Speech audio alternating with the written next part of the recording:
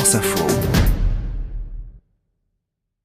À compter du 25 mai, donc vendredi prochain, lorsque vous vous connecterez sur votre ordinateur ou votre smartphone, vous pourrez le faire plus sereinement grâce à l'entrée en vigueur du RGPD, le Règlement général sur la protection des données. Vos informations personnelles seront mieux protégées, et ce dans le monde entier, puisque toute entreprise traitant de données personnelles d'Européens sera obligée de l'appliquer.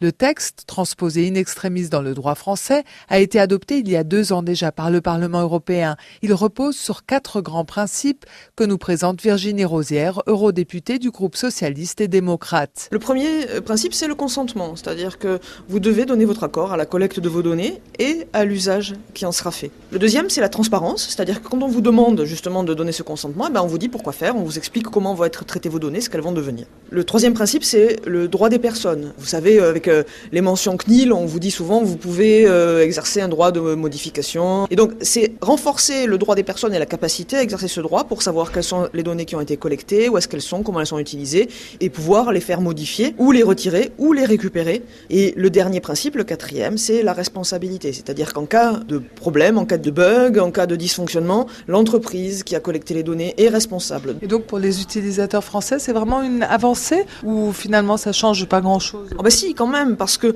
on voit bien aujourd'hui que Facebook, par exemple, n'a pas forcément son siège en France, et que donc le droit français peut très difficilement être utilisé. Là, le fait d'avoir un cadre européen et d'obliger les entreprises qui opèrent sur le territoire européen à respecter ces règles européennes, ça garantit l'effectivité des droits pour l'ensemble des Européens. Et donc Facebook ne pourra plus utiliser les données pour faire de la manipulation électorale? En tout cas, Facebook ne pourra pas le faire sans avoir préalablement demandé l'autorisation des citoyens à pouvoir utiliser les données pour une autre finalité. Donc un garde-fou important, et plus important encore, en cas de non-respect de ces règles, Facebook est responsable et peut être condamné, et les citoyens européens peuvent obtenir réparation. La députée européenne Virginie Rosière. Les entreprises n'ont plus que quelques jours pour se mettre en conformité, faute de quoi elles risquent des sanctions financières lourdes, jusqu'à 4% du chiffre d'affaires mondial, jusqu'à 5 ans d'emprisonnement. En cas de faille de sécurité ou de vol de données, elles devront en rendre compte dans les 72 heures auprès du régulateur, la CNIL en France, dont les moyens ont été renforcés et qui propose tests et outils sur son site internet.